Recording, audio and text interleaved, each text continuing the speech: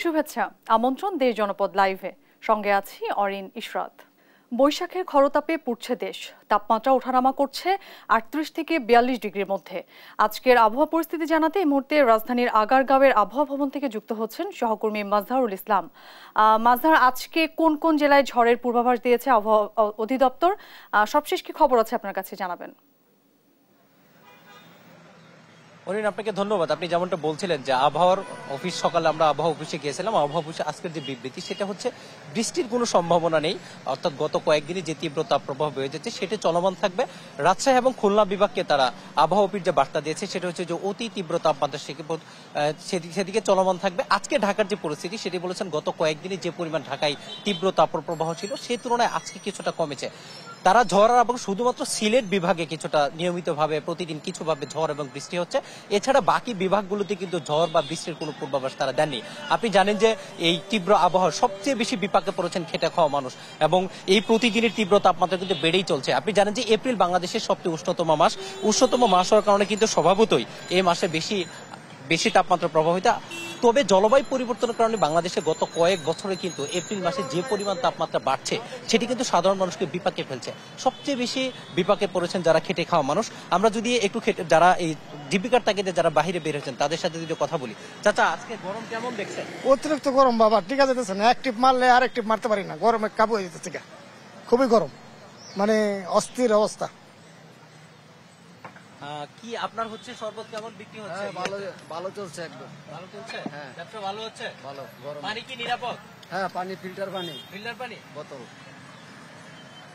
যে অর্থাৎ মানুষ কিন্তু জীবিকার তাগিদে তাদের কর্মস্থলে বের হচ্ছেন এবং তাদেরকে কিন্তু এই কাজগুলো করতে হচ্ছে, কিন্তু তারা যেটা বলছেন যে পরিমাণ তাপপ্রবাহ এটা এভাবে চলতে থাকলে তাদের জন্য খুবই কষ্ট হবে।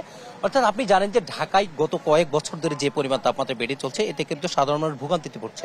ইতিমধ্যে স্বাস্থ্য মন্ত্রণালয় একটা বিবৃতি দিয়েছে এবং তারা সতর্কতা জারি করেছে যে বিশেষ প্রয়োজন ছাড়া কাউকে তারা বাইরে যেতে নিষেধ করেছেন। একই সাথে বিশুদ্ধ পরিমাণ বেশি করে পানি পান করার কথা বলেছেন, ছাতা নিয়ে বের হতে বলেছেন, এবং যেখানে একটু ছায়া আসেন সেখানে তারা হচ্ছে একটু বিশ্রাম নেওয়ার কথা বলেছেন। একই সাথে বিশুদ্ধ পানি পান করার ক্ষেত্রে অবশ্যই পানি সেটা বিশুদ্ধ কিনা সেটি দেখার কথা তারা বলেছেন। আপনি জানেন যে গরমে নর্মালি ডাবের চাহিদা বেশি থাকে, ইতিমধ্যেই কিন্তু ডাবের দাম আকাশ ছোঁয়া, অর্থাৎ এই গরমকে কেন্দ্র করে ডাবের দাম বেড়েছে। একই সাথে গরমকে কেন্দ্র করে সিলিং ফ্যান, এসি বা রেফ্রিজারেটর এই জিনিসগুলোর দামও বেড়েছে। অর্থাৎ মানুষের যে ভোগান্তি সেটা কিন্তু চরম আকার ধারণ করেছে। বৃষ্টি না হওয়ার কারণে কিন্তু সেই অবস্থা আরো বেশি ভয়াবহ আকার ধারণ করেছে। আপনি জানেন যে বেশি তাপমাত্রার প্রভাবের কারণে ইতিমধ্যেই শিক্ষা প্রতিষ্ঠানগুলো বন্ধ করে দেওয়া হয়েছে এবং এই তাপমাত্রা না কমা পর্যন্ত শিক্ষা প্রতিষ্ঠানগুলো খুলবে না। এবং ইতিমধ্যেই যে স্বাস্থ্য মন্ত্রণালয় গতকালকে বলেছে যে তার শিক্ষা মন্ত্রণালয় ছুটি আরো বাড়াতে পারেন, কারণ তাপমাত্রা প্রবাহ কমার কোনো তারা সম্ভাবনা দেখছেন না। এই তাপমাত্রা প্রবাহের কারণে কিন্তু আপনার মানুষের হচ্ছে পানিবাহিত রোগ বৃদ্ধি পাচ্ছে এবং হাসপাতালগুলোতে কিন্তু প্রতিনিয়ত ভিড় বাড়ছে, এবং যার ফলে দেখেন মানুষকে কিন্তু এক ধরনের ভোগান্তি বা বিপর্যয় কিন্তু তাদেরকে পেয়েই বসছে, যার ফলে তারা একটু স্বস্তির বৃষ্টির আশায় আসেন যে যখন স্বস্তির বৃষ্টি আসবে তখন হয়তো বা তারা একটু স্বস্তি পাবেন। এই যে জলবায়ু পরিবর্তন, আপনি জানেন যে বাংলাদেশের তাপমাত্রা এখন পর্যন্ত 1975 সালে রাজশাহীতে 45 যে সময় 1 ডিগ্রি ছিল, ইতিমধ্যেই কিন্তু ঢাকার তাপমাত্রা 42.4 ডিগ্রি ছুঁই। গত কয়েকদিনে তাপমাত্রা বেশি থাকলো, আজকে একটু ঢাকার তাপমাত্রা তুলনামূলক কম। আপনি জানেন যে এই তাপমাত্রার মধ্যে ঢাকায় কিন্তু তীব্র যানজট দেখা দিয়েছে। আমরা যখন আবহাওয়া অফিসে আসছিলাম তখন আমরা তীব্র যানজট দেখেছি। এই তীব্র যানজটে কিন্তু মানুষের ভোগান্তি আরো বেড়েছে। অর্থাৎ এই যে মানুষের ভোগান্তি এই গরমকে কেন্দ্র করে, আপনি জানেন যে জলবায়ু পরিবর্তনের ফলে সবচেয়ে ক্ষতিগ্রস্ত দেশগুলোর মধ্যে একটি হচ্ছে বাংলাদেশ। জলবায়ু পরিবর্তনের ঝুঁকি মোকাবেলায় বাংলাদেশের অবস্থান কিন্তু সপ্তম। জলবায়ু পরিবর্তনে বাংলাদেশ দায়ী না হলেও এর ভোগান্তি কিন্তু বাংলাদেশকে নিতে হচ্ছে। আপনি জানেন যে সবচেয়ে বেশি কার্বন নিঃসরণকারী দেশ হচ্ছে চীন এবং যুক্তরাষ্ট্র। এই উন্নত রাষ্ট্রগুলোর কোনো কার্বন নিঃসরণের কারণে কিন্তু এই জলবায়ু পরিবর্তন হচ্ছে, এবং জলবায়ু পরিবর্তনের কারণে আমরা জানি যে আমরা একটা সময় শুনতাম যে মরুর দেশগুলো অর্থাৎ সাব সাহারা অঞ্চলের যে দেশগুলো আছে আফ্রিকা এবং মধ্য এশিয়ার দেশগুলোতে এবং মধ্যপ্রাচ্যের দেশগুলোতে গরম বেশি পড়তো এবং এশিয়ান অঞ্চলগুলোতে 6 ঋতুর দেশ বলা হতো, কিন্তু বাস্তবতা ভিন্ন। অর্থাৎ জলবায়ু পরিবর্তনের কারণে সেই বাস্তবতার পরিবর্তন হয়েছে, যার ফলে 6 ঋতুর বাংলাদেশ কিন্তু এখন 2 ঋতুই বেশি স্থায়ী হচ্ছে এবং গ্রীষ্মকাল এবং শীতকাল স্থায়ী বেশি হচ্ছে। তবে শীতকালের স্থায়ী তুলনামূলক কম, গ্রীষ্মকালের স্থায়িত্ব কিন্তু তুলনামূলকভাবে বেড়েই চলছে, যার ফলে এই যে মানুষের ভোগান্তি গরমকে কেন্দ্র করে এই থেকে তারা স্বস্তি চান। আপনি জানেন আমরা আবহাওয়া অফিসকে প্রশ্ন করেছিলাম যে এই যে ঢাকায় এত বেশি তাপমাত্রা প্রভাবের কারণটা কি, তারা যেটি বলেছেন বাংলাদেশে যেভাবে শিল্পায়ন হচ্ছে এই শিল্পায়নকে প্রসার কারণে কিন্তু আপনাকে গাছপালা কাটা হচ্ছে। এই গাছপালাও কিন্তু এই জলবায়ু পরিবর্তন বা তাপ প্রবাহের একটা বেশি বৃদ্ধির কারণ তারা বলেছেন। এই জন্য বলেছেন যে কোনো শিল্পায়ন করার আগে গাছকে বাঁচিয়ে রাখতে হবে, গাছ আমাদেরকে ছায়া দেয়, এই গাছকে বাঁচিয়ে রেখেই কিন্তু আমাদের শিল্পায়ন করতে হবে। একই সাথে বেশি বেশি গাছ লাগানো তারা পরামর্শ দিয়েছেন এবং মানুষকে সতর্ক থাকতে বলেছেন, যাতে করে তারা বিভিন্ন ধরনের রোগ থেকে বেঁচে থাকতে পারে না। অর্থাৎ সব মিলিয়ে মানুষের ভোগান্তি চরম আকার ধারণ করেছে। স্বস্তির বৃষ্টি পরে তাদেরকে একমাত্র ভোগান্তি থেকে রক্ষা করতে এই জন্য তারা আশায় আছেন কখন সেই স্বস্তির বৃষ্টি আসবে এবং যাতে ফলে তারা এই ধরনের বিপর্যয় থেকে তারা রক্ষা পাবেন। এই ছিল আমার কাছে রাজধানীর আগারগাঁও থেকে আজকের তাপমাত্রার সর্বশেষ খবর। অরিন। মাজহার, আপনাকে ধন্যবাদ। দর্শক, আজকের আবহাওয়া পরিস্থিতির খবর জানাচ্ছিলেন আমাদের সহকর্মী। দর্শক, আমরা আপনাদের যেমনটি বলছিলাম যে বৈশাখের খরতাপে আসলে পুরো দেশ নাকাল এবং তীব্র গরমে বাড়ছে নানা রোগ ব্যাধি। দাবদাহে রোগীর চাপ বেড়েছে ময়মনসিংহের হাসপাতালগুলোতেও। এ নিয়ে বিস্তারিত জানাতে সরাসরি যুক্ত হচ্ছেন সহকর্মী ইলিয়াস আহমেদ।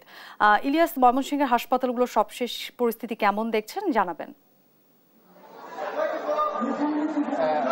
ধন্যবাদ। প্রচন্ড তাপদাহের কারণে আমরা দেখছি সারা দেশের এই ময়মনসিংহে কিন্তু জনজীবন অবস্থা, অর্থাৎ প্রতিনিয়ত ময়মনসিংহ মেডিকেল কলেজ হাসপাতাল সহ বিভিন্ন বেসরকারি হাসপাতাল রয়েছে, সেই হাসপাতালগুলোতে কিন্তু রোগীর চাপ বেড়েই চলেছে। অর্থাৎ আমরা দেখেছি যে বিশেষ করে শিশু রোগী যারা আছেন তারা কিন্তু নিউমোনিয়া, জ্বর, সর্দি, কাশিতে আক্রান্ত হয়ে ময়মনসিংহ মেডিকেল কলেজ হাসপাতাল সহ স্থানীয় উপজেলা স্বাস্থ্য কমপ্লেক্সে ভর্তি হচ্ছেন। এছাড়াও ডায়রিয়া রোগে আক্রান্ত হয়ে কিন্তু আমরা দেখেছি ময়মনসিংহ এসকে হাসপাতালে কিন্তু তারা চিকিৎসা সেবা নিচ্ছেন। অর্থাৎ যদি পরিসংখ্যানের কথা বলি যে ময়মনসিংহ মেডিকেল কলেজ হাসপাতালে 60 শয্যার শিশু ওয়ার্ডে কিন্তু এখন গড়ে প্রায় 4 শতাধিক রোগী প্রতিদিন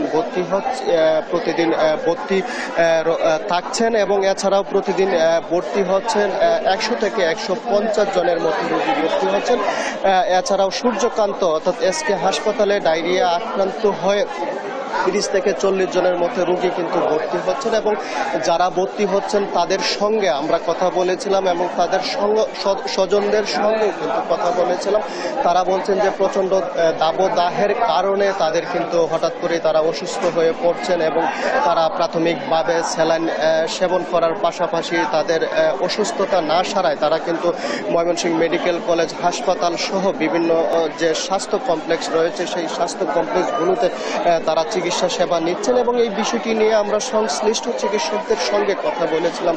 তারা বলছেন স্বাভাবিকের তুলনায় এখন কিন্তু প্রচণ্ড গরমে গত কয়েকদিনে রোগীর চাপ বেড়েছে এবং তারাও কিছুটা হিমশিম পাচ্ছেন সেবা দিতে গিয়ে এবং তারা বলছেন যে তাদের যে পর্যাপ্ত প্রস্তুতি সেই প্রস্তুতিও কিন্তু নিয়ে রেখেছেন। অর্থাৎ ময়মনসিংহ মেডিকেল কলেজ হাসপাতালের চিত্রটা যদি বলি যে যেহেতু 2টি ওয়ার্ডে শিশু রোগী ভর্তি রয়েছেন এবং তাদের স্বজনরা শিশুদের সাথে কিন্তু রয়েছেন, যার কারণে আমরা দেখেছি একেবারেই গাদাগাদি করে এই 2 ওয়ার্ডে সেবা নিতে হচ্ছে। মেঝে এবং বারান্দায় শুয়ে কিন্তু অনেকেই সেবা নিচ্ছেন। তারপরেও তারা সন্তুষ্টি যে চিকিৎসকদের আন্তরিকতায় তাদের যে শিশুরা আছেন তারা কিন্তু সেই শিশুরা সেরে উঠছেন সেই বিষয়টি তারা বলছিলেন। আমরা দেখছি যে আন্তরিকভাবে চিকিৎসকরাও কিন্তু প্রতিনিয়ত তাদের যে সেবা কার্যক্রম সেই সেবা কার্যক্রম অব্যাহত রেখেছেন। এছাড়াও যদি এসকে হাসপাতালের পরিবেশের কথা বলি যে এসকে হাসপাতালে কিন্তু বিভিন্ন বয়সী মানুষ তারা ডায়রিয়া আক্রান্ত হয়ে চিকিৎসা সেবা নিচ্ছেন। অর্থাৎ গড়ে 30 থেকে 40 জন চিকিৎসা নিচ্ছেন এবং তারা বলছেন যে তারাও কিন্তু চিকিৎসকদের আন্তরিকতায় তারাও কিন্তু সেরে উঠছেন। অর্থাৎ এই প্রচণ্ড গরমে আমরা দেখেছি ময়মনসিংহ মেডিকেল কলেজ হাসপাতাল সহ বিভিন্ন স্বাস্থ্য কমপ্লেক্সে কিন্তু তারা তাদের যে প্রয়োজনীয় ব্যবস্থা অর্থাৎ যদি তাপপ্রবাহ আরও বাড়ে তারা বলছেন রোগীর পরিমাণ কিন্তু আরও বাড়তে পারে সেই লক্ষ্যে তাদের যে প্রস্তুতি চিকিৎসকরা কিন্তু সেই প্রস্তুতির পাশাপাশি এবং এই তাপদাহের কারণে সাধারণ মানুষকে সচেতনতা অবলম্বনের পরামর্শ কিন্তু তারা দিয়ে যাচ্ছেন। ওরিং, এই ছিল আমার কাছে ময়মনসিংহ থেকে প্রচণ্ড তাপদাহের কারণে বিভিন্ন হাসপাতালে যে রোগীর চাপ বেড়েছে তা নিয়ে কিন্তু আমরা দেখছি যে প্রতিনিয়তই মানুষের মধ্যে যে প্রচন্ড যে হাসপাস অবস্থা, সেই বিষয়গুলোই কিন্তু আমরা বিগত কয়েকদিন ধরে দেখে আসছি এবং আমরা দেখছি যে ময়মনসিংহ বিভাগীয় শহর ময়মনসিংহ ছাড়াও কিন্তু বিভিন্ন উপজেলা শহরে আমরা দেখেছি এই প্রচন্ড তাপদাহের কারণে যেন পরিবেশটা অন্তত কিছুটা হলেও শিথিল হয়, সেই লক্ষ্যে কিন্তু দেখেছি বিশেষ মোনাজাত সহ বিভিন্ন প্রার্থনায় কিন্তু বিভিন্ন ধর্মীয় প্রতিষ্ঠানে মেতেছেন বিভিন্ন মানুষ এবং তারা বলছেন যে এই প্রচন্ড গরমে যদি অন্তত বৃষ্টি না হয় তাহলে এই যে অবস্থা, সেই অবস্থার কিন্তু বেগতিক আকার ধারণ করবে। অর্থাৎ যে হারে ময়মনসিংহ মেডিকেল সহ স্থানীয় উপজেলা স্বাস্থ্য কমপ্লেক্সগুলিতে রোগীর চাপ বাড়ছে, এই প্রচন্ড তাপদাহ যদি কিছুটা না কমে তাহলে এই যে তাপ প্রবাহ বাড়লে রোগীর চাপও বাড়বে। হয়তো আমরা দেখেছি গত কয়েকদিনের তাপদাহের কারণে কিন্তু হিটস্ট্রোকে আক্রান্ত হয়ে 2 জন মারা গেছেন ময়মনসিংহের। তারা হচ্ছেন ঈশ্বরগঞ্জ এবং গফরগাঁয়ের বাসিন্দা এবং চিকিৎসকরা বলছেন যে অতিরিক্ত গরমের কারণে এই দুজনের কিন্তু মৃত্যু হয়েছে। 2 জনের মধ্যে একজন কৃষক আর একজন হচ্ছে দোকানি। সেই মধ্যবয়স্ক 2 ব্যক্তি কিন্তু তারা মারা গেছেন এবং এছাড়াও অনেকেই যারা অসুস্থ হচ্ছেন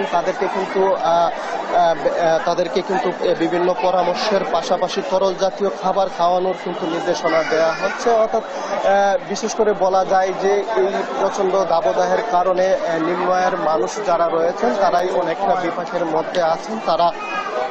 তারা কিন্তু বিশেষ করে যারা রিক্সা চালক এবং ইজি বাইক চালক রয়েছেন তারাই কিন্তু খুব কষ্টের মধ্যে আছেন এবং তারা বলছেন যে তাদের যে আয়, সেই আয় কিন্তু অনেকটাই কমে গেছে এবং তারা কিন্তু এই তাপদাহের কারণে আমরা দেখেছি বিভাগীয় শহর ময়মনসিংহের রাস্তাঘাট অনেকটাই ফাঁকা এবং মানুষ কিন্তু প্রয়োজন ছাড়া কিন্তু তারা ঘর থেকে বের হচ্ছেন না এবং অনেকেই সচেতন এবং অনেকেই কিন্তু যারা ঘর থেকে বের হচ্ছেন তারা কিন্তু ছাতা ব্যবহার করছেন এবং বিশেষ প্রয়োজন ছাড়া কেউই কিন্তু দেখছি যে ঘর থেকে বের হচ্ছেন না, কারণ যারাই আসলে বেশি ঘর থেকে বের হচ্ছেন তারাই কিন্তু আক্রান্ত হচ্ছেন এবং সেই কারণেই আমরা দেখেছি হাসপাতালগুলোতে রোগীর চাপ বাড়ছে এবং চিকিৎসকরাও তারা তাদের যে ব্যাপক প্রস্তুতি সেটি কিন্তু নিয়ে রেখেছেন। তারা বলছেন যে যদি এই তাপপ্রবাহ না কমে তাহলে রোগীর সংখ্যা কিন্তু বাড়তে পারে, সেই লক্ষ্যে তাদের যে প্রস্তুতি সেটি তারা নিয়ে রেখেছেন। এই ছিল আমার কাছে ময়মনসিংহ থেকে তাপদাহের কারণে জনজীবনের যে বিপর্যস্ত অবস্থা তা নিয়ে সর্বশেষ তথ্য। অরিন, ইলিয়াস, আপনাকে ধন্যবাদ। দর্শক, ময়মনসিংহ থেকে যুক্ত হয়েছিলেন আমাদের সহকর্মী। তীব্র তাপদাহ বিরাজ করছে সারা দেশে। চুয়াডাঙ্গা থেকে তাপদাহ নিয়ে জানাবেন সহকর্মী খায়রুজ্জামান সেতু। চুয়াডাঙ্গায় আজ তাপমাত্রা কত, আপনি কি জানতে পেরেছেন, বিস্তারিত জানাবেন। ধন্যবাদ অরিন। আপনি যেটা বলছিলেন যে সারা দেশের মতো কিন্তু চুয়াডাঙ্গাতেও কিন্তু তীব্র তাপপ্রবাহ চলছে। শুধু তীব্রই না, গত পরশু দিন পর্যন্ত কিন্তু অতি তীব্র তাপপ্রবাহ চুয়াডাঙ্গাতে ছিল। গতকালকে একটু কম ছিল, গতকালকে 40.8 ডিগ্রি সেলসিয়াস তাপমাত্রা রেকর্ড করেছিল চুয়াডাঙ্গা আবহাওয়া অফিস। আর আজকের তাপমাত্রা দুপুর 12টায় আমরা আপডেট পাবো। দুপুর 12টায় হয়তো বা আমি জানাতে পারবো যে তাপমাত্রা কত রেকর্ড করা হয়েছে। আমি এর ভিতরে একটু জানিয়ে রাখি, সেটা হচ্ছে কিন্তু আজকে কিন্তু চুয়াডাঙ্গা টাউন ফুটবল মাঠে বৃষ্টির জন্য তীব্র তাপদাহে রক্ষা পেতে বৃষ্টির জন্য ইস্তেসকার নামাজের আদায় করেছে ধর্মপ্রাণ মুসল্লিরা। এ সময় হচ্ছে ধর্মপ্রাণ মুসল্লিরা জানিয়েছে যে ইতিপূর্বে যা পাপ এবং গুনাহ করেছে তারা সেই সব পাপ গুনাহকে আল্লাহর কাছে ক্ষমা চেয়ে নিয়ে বৃষ্টির জন্য প্রার্থনা করেছে। আমি আরও জানিয়ে রাখি, সেটা হচ্ছে যে ওখানে যে সমস্ত ধর্মপ্রাণ মুসল্লিরা ছিল তারা আরও জানিয়েছে, সেটা হচ্ছে যে সময় খরতাপ পূর্ত দেশ, সেই সময় কিন্তু এই হচ্ছে মুসলমান ধর্মাবলম্বীদের হযরত মহানবী মুহাম্মদ সাল্লাল্লাহু আলাইহি ওয়াসাল্লাম তিনি হচ্ছে এই সাহাবীদের সাথে করে নামাজ আদায় করতেন, তারা সেই মোতাবেকই আর কি নামাজ আদায় করেছে।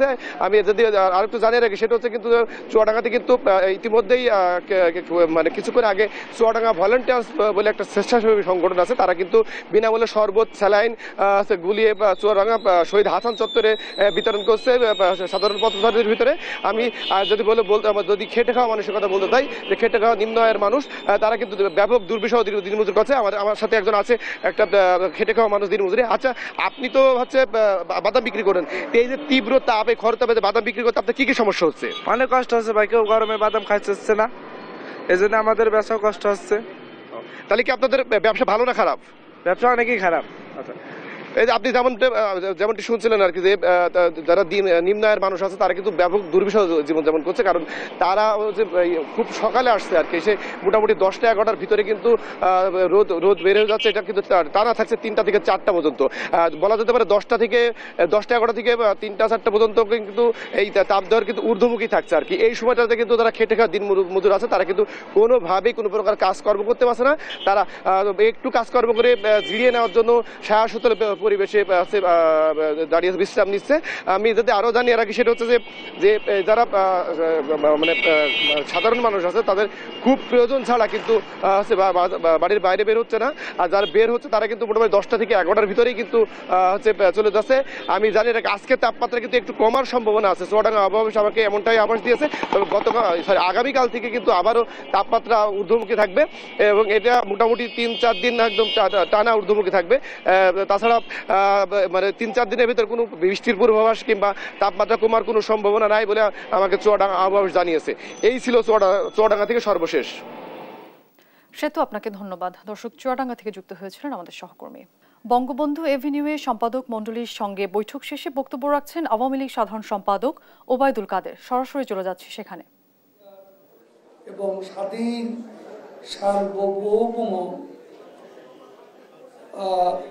বাংলাদেশ রাষ্ট্র প্রতিষ্ঠা গত 7.5 দশক ধরে আওয়ামী লীগ এদেশের মানুষের নাগরিক অধিকার, অর্থনৈতিক মুক্তি, উন্নত নাগরিক জীবন প্রতিষ্ঠা নিরন্তর সংগ্রাম চালিয়ে যাচ্ছে। জনগণের এই সাফল্য সংগ্রামের বিপরীতে দেশ বিরোধী একটি অপশক্তি লাগাতারভাবে নানামুখী ষড়যন্ত্র চক্রান্ত চালিয়ে যাচ্ছে। চিহ্নিত এই অপশক্তি বাংলাদেশের গণতন্ত্র, স্থিতিশীল রাজনৈতিক পরিবেশ এবং জনগণের ভোটাধিকারকে নস্যাৎ করতে নির্বাচন বিরোধী অপতৎপরতায় লিপ্ত। গণতন্ত্র, শান্তি, উন্নয়ন, নির্বাচন বিরোধী এই অপশক্তির বিরুদ্ধে আমাদের সকলকে সারা বাংলাদেশে ঐক্যবদ্ধ প্রতিরোধ করে তুলতে হবে। আমাদের নেত্রী বঙ্গবন্ধু কন্যা দেশরত্ন শেখ হাসিনা এ আহ্বান মুক্তিযুদ্ধের সপক্ষের শক্তি এবং সকল গণতান্ত্রিক ও প্রগতিশীল শক্তির কাছে আহ্বান যে বাংলাদেশের স্বাধীনতা, সার্বভৌমত্ব, গণতন্ত্র বিরোধী সাম্প্রদায়িক জঙ্গিবাদী যে অপশক্তি আজকে আমাদের স্বাধীনতার, গণতন্ত্রের ভিত্তিমূলে আঘাত করতে চাইছে, তাদেরকে আমাদের প্রতিরোধ করতে হবে, প্রতিহত করতে হবে এবং সেজন্য ঐক্যবদ্ধ হতে হবে। উপজেলা নির্বাচনকে সামনে রেখে আমাদের নেত্রী বঙ্গবন্ধু কন্যা শেখ হাসিনা সবাইকে ভোটের সাংবিধানিক ভোটের মাধ্যমে সাংবিধানিক অধিকার প্রয়োগের জন্য আহ্বান জানিয়েছে। ভোট দিয়ে আপনার নাগরিক অধিকার প্রতিষ্ঠা করুন। বাংলাদেশ আওয়ামী লীগ বিশ্বাস করে জনগণই সকল ক্ষমতার উৎস। সর্বকালের সর্বশ্রেষ্ঠ বাঙালি জাতির পিতা বঙ্গবন্ধু শেখ মুজিবুর রহমান দেশের জনগণকে ঐক্যবদ্ধ করে বাংলাদেশ স্বাধীন করেছে। কিন্তু দেশ বিরোধী অপশক্তি জাতির পিতার পরিবারকে সপরিবারে হত্যা করে জনগণকে সামরিক স্বৈরশাসনের চাপা কলে দীর্ঘদিন ধরে পিষ্ট করেছে। আওয়ামী লীগ ক্ষমতায় এসে হত্যা, ষড়যন্ত্রের রাজনীতি বন্ধ করেছে। এটা আজ আমাদের 53 বছরের বাংলাদেশের স্বাধীনতার ইতিহাসে আওয়ামী লীগই প্রথম স্থিতিশীল সাংবিধানিক গণতান্ত্রিক সরকার কায়েম করেছে। বাংলাদেশে নিরবচ্ছিন্নভাবে গত 15-16 বছরে এই দেশে হত্যা, ও ষড়যন্ত্রের মাধ্যমে অবৈধভাবে ক্ষমতা দখলের পর রুদ্ধ হচ্ছে। স্থিতিশীলতা ছিল, সরকার স্থিতিশীল ছিল বলেই দেশের অবিশ্বাস্য উন্নয়ন হয়েছে, বিস্ময়কর উন্নয়ন অর্জন সম্ভব হয়েছে। শেখ হাসিনার মতো রূপান্তরের উপকার বাংলাদেশের নেতৃত্বে অধিষ্ঠিত থাকার কারণে বাংলাদেশ সারা বিশ্বের সমীহ অর্জন করেছে, দেশে বিদেশে প্রশংসিত হয়েছে। স্থিতিশীলতার জন্য, উন্নয়নের জন্য পদ্মা সেতুর মতো প্রকল্প, metro rail, Dhaka elevated expressway, চট্টগ্রামে বঙ্গবন্ধু শেখ মুজিবুর রহমান কর্ণফুলীতে, আজকে রূপপুর পারমাণবিক প্রকল্প, মাতার বাড়ি, পায়রা, এইসব প্রকল্প, mega project, Bihar bus rapid ট্রানজিটের মতো প্রজেক্ট আজকে বাংলাদেশে সম্ভব হয়েছে। দর্শক, আওয়ামী লীগ সাধারণ সম্পাদক ওবায়দুল কাদেরের বক্তব্যে আমরা সরাসরি যুক্ত ছিলাম। চিকিৎসক মারধরের প্রতিবাদে চট্টগ্রামে বেসরকারি হাসপাতাল, ডায়াগনস্টিক সেন্টারে সব ধরনের সেবা বন্ধ। এ বিষয়ে বিস্তারিত জানাতে সরাসরি যুক্ত হচ্ছেন সহকর্মী AKM নাজিম। নাজিম, সেখানকার সবশেষ খবরাখবর জানাবেন।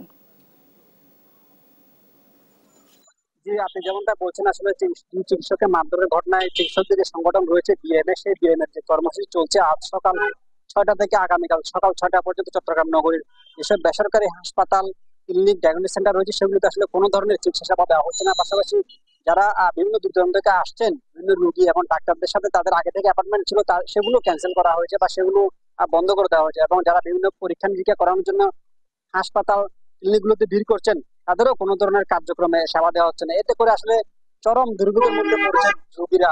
আমরা যেটা সকাল থেকে এসে নগরের বেশ কয়েকটি হাসপাতাল এবং ক্লিনিকে ঘুরে দেখেছি, আসলে চট্টগ্রামে যেসব আশপাশের উপজেলা রয়েছে, রাউজান, ফটিকছড়ি, হাটাজারি, রাঙ্গুনিয়া, ভোজপুর, সন্দ্বীপ, বাঁশখালী এবং রাঙ্গামাটি, কক্সবাজার থেকে পর্যন্ত রোগীরা এখানে এসেছেন চিকিৎসার জন্য। কিন্তু এসব হাসপাতালগুলো বন্ধ থাকার কারণে, এদের সেবাগুলো বন্ধ থাকার কারণে আসলে চরম ভোগান্তির মধ্যে পড়েছেন সাধারণ রোগীরা।